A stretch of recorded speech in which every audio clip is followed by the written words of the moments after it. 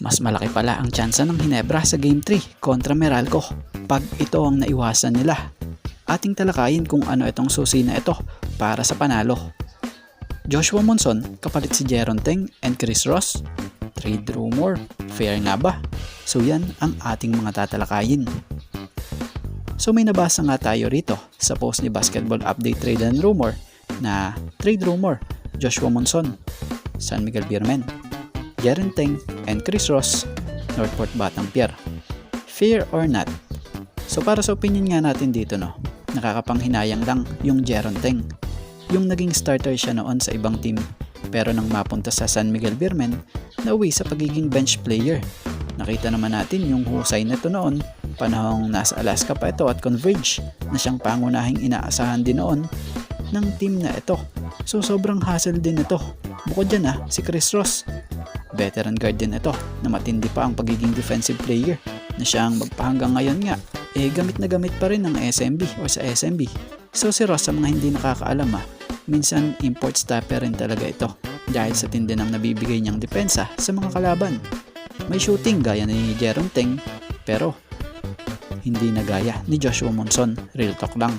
Dahil si Joshua Monson bata at mas matangkad pa. Bukod dyan, mas maligsi pa rin na kung itatapat mo sa average ni Joshua Monson, yung average ng dalawa, hindi pa rin ito sasapat para mapantayan nila si Joshua Monson. Dahil si Joshua Monson nasa sa prime na nga niya. Biro mo, nag-average nga ito ngayon ng 17.38 points per game, 3.00 rebounds per game, and 3.77 assists per game.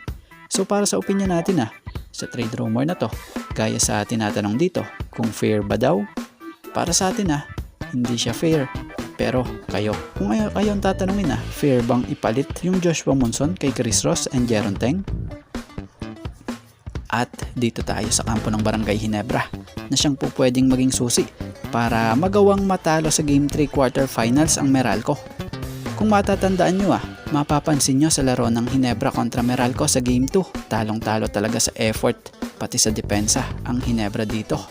Bukod pa dyan, may pagkakataon ding hindi talaga nagiging pasensyoso sa opensa itong Hinebra.